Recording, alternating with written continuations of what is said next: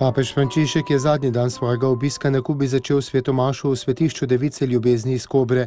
Med mašo je spregovoril o značilnosti naše vere, ki nas vodi ven iz hiše, da bi obiskali bolnika, zapornika, jokajočega.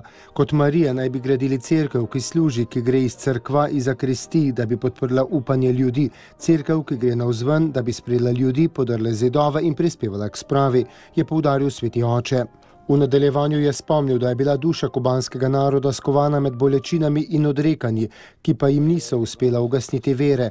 Ta vera se je po njegovih besedah ohranila živa zaradi mnogih babic, mam in mnogih drugih, ki so v vsakdanjem življenju svojih domov omogočili živo navzočnost Boga. Z nežnostjo in ljubeznijo so bili znamenja obiskanja, poguma in vere za svoje vnuke v svojih družinah. Vsi verniki naj bi po papeževih besedah živeli revolucijo nežnosti, kakor Marija, mati ljubezni.